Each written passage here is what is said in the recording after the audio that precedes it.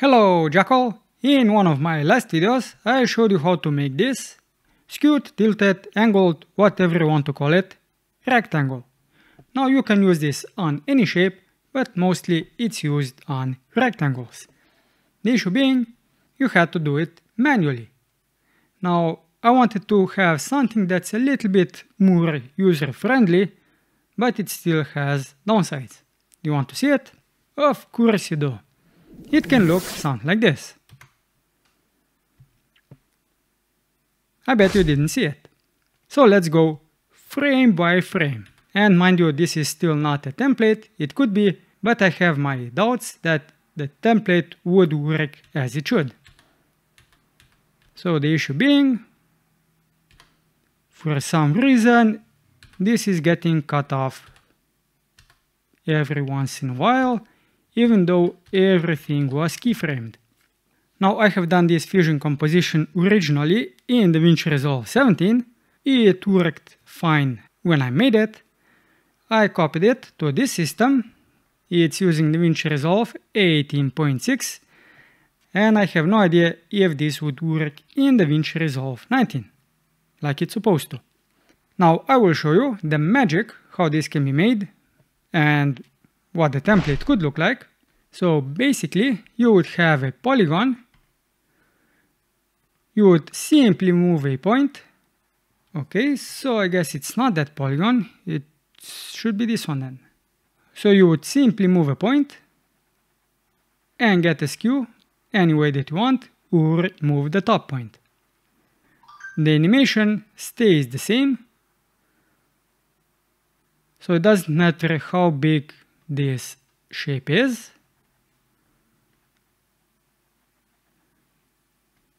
And you can also change the width of it. In this case, I've used the custom tool and made the length property. Now the issue with this is that I have animated it.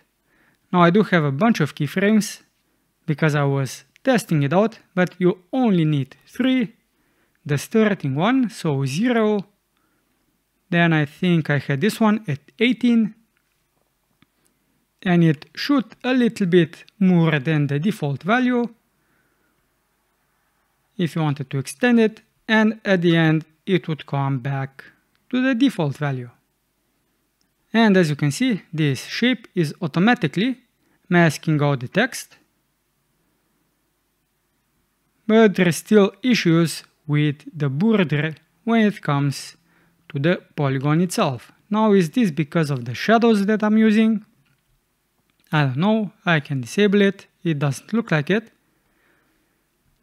Is it maybe because of the motion blur? That could be an issue. So we disable the motion blur, and I think that fixes it. That's good to know, but that shouldn't be the case. But anyway, let me show you how to make these points. So like always, go to the media pool inside the edit page, right click, make a new fusion composition, make it, put this onto a timeline. So as you can see, we don't have anything in it. I'll select it and go into the fusion page. Now as you have seen, I have made this with polygons. And why is that the case? We have a rectangle, we could simply use this. Well, you would be right, but we don't have access to the 4 points. We can change it, but we can change it using the width and the height, which is not what we want. So that is why I used a polygon. And let me just connect it to a background node. Now in the polygon, you can simply make 4 points, but I will show you how to do it so everyone is on the same page. Because if someone goes in this direction, or if someone goes in the counterclockwise direction, you will have to use an expression in different ways, or for different points. So what you want to do is in this view, and with the polygon node selected, right click, polygon, polyline, you will have create, and in this case we will have a rectangle. You can use the default values, it doesn't matter how it is, and in this case I have clockwise orientation checked. So this makes rectangle. Now what we want to do is select all of the points. So we have 4 points, right click, polygon 1, polyline, and this time we'll go to publish points. And as you can see, we now have 4 points, which we do not have access to when using the rectangle as a mask or as a shape. So now if you click one point individually, this is point 0, this will be point 1, point 2, and point 3. Now what we want to do is make it so that when we move this point, this one also moves, and when we move the top point, this one will also move with it. Since I'm lazy, I've copied the polygon from the previous composition. So let's see, we will be moving point 0 and point 1.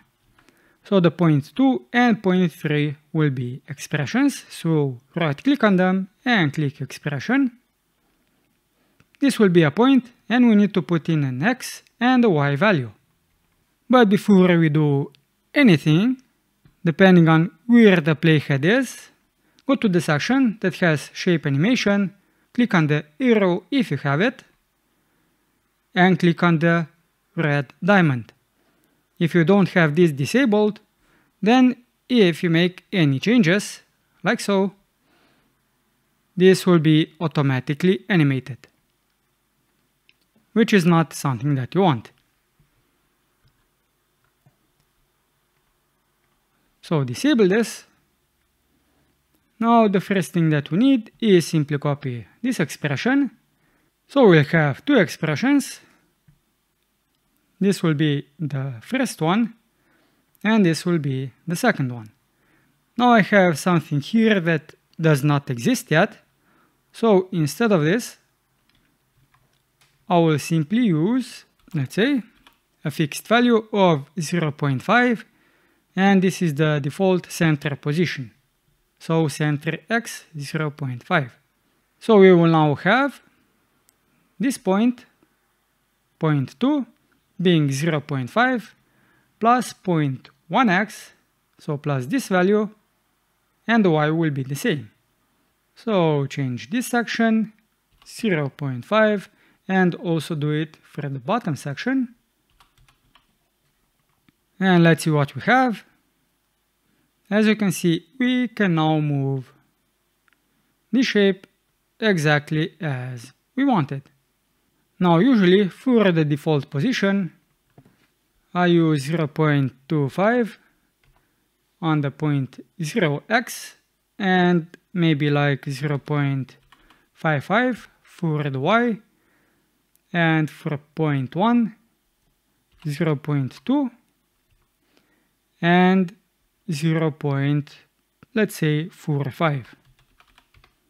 So this can be the base shape. And now we need to somehow affect the angle, because currently we can only adjust the angle of this shape and also position of it. So if you grab both points, you could simply position it like so, if you wanted to. Now for the length is decided by this value. So if I type in 0.2, then this will be the length of the shape. But I need to make the same adjustment to this point. Now to do that, we need to make a custom value, and we could do it in this polygon node, but I will make a custom node.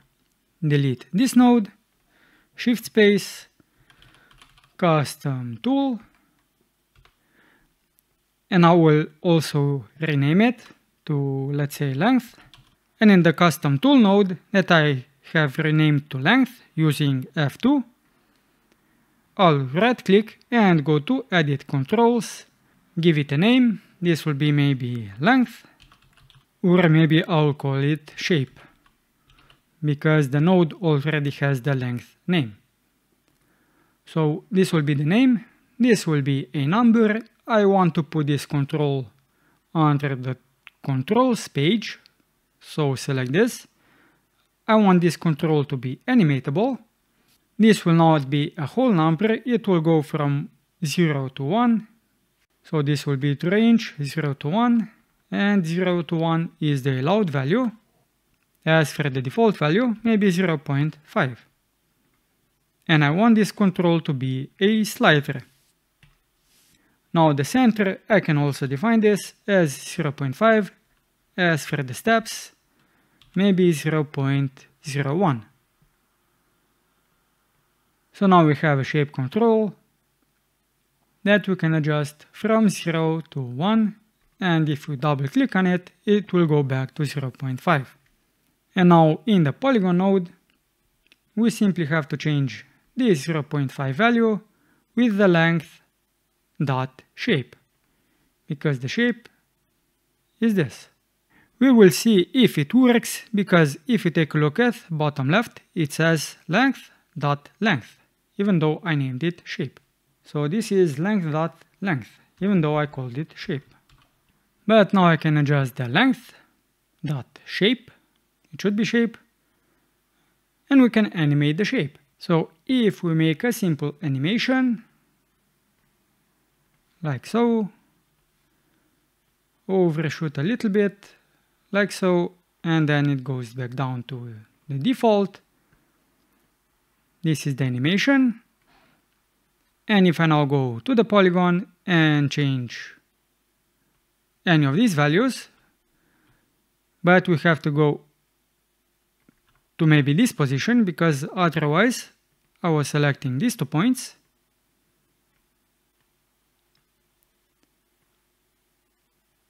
And as you can see, the shape animation is the same.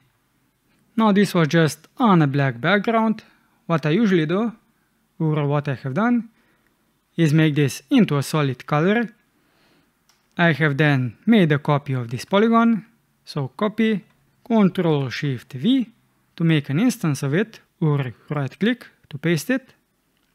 Then inside here you will want to instance the border width, so you can animate this and also use it. So the instance, and also the instance the solid, because you just want the border. So make this adjustment and this adjustment. Make a background node, connect these two nodes together, and you have the shape done. And because this is now an instance, it means that these points are also being animated. The issue that does appear if you copy this fusion composition, you will not be able to see these points, even though this is an instance. So that is one downside. And also, as you saw, when I used motion blur, the border somehow got cut off. It works now, but that is because I have just made this composition, and if I close DaVinci Resolve and open it up again, I bet something would be broken. So let's just remove the motion blur, and as you can see, if you use the border, now the animation is not what you would expect. So before the animation starts, what I have done is I have animated the border width, so you can go maybe big, keyframe this value, maybe also keyframe it a bit in the front so it sticks a little bit, and at the start this will be 0. So this is how that looks like. What I have done is, when the animation comes to the end, so when the animation stretches out, which is at this point, I would simply squish the border, maybe something like this, and then when it comes back to the final position, it would increase a little bit. The only thing that we need now is a text, so let's grab a text node, connect it, type something in, increase the size so it fits inside, change the position, and now we also need to animate this text. You could do it with the right arm function. I decided to use a simpler approach, and that is to simply connect the polygon as a mask. And that's it. So do we want to see if this actually works when I close DaVinci Resolve and open it up again? Of course we do. I'll just put a solid background in the back. So at the moment it doesn't look like we have any issues. So save the project, close it, and see how it goes when we launch it again. Amazing! It's actually working for once. Maybe if I copy the composition and maybe make a new timeline, maybe a 1080p timeline, see what that will do.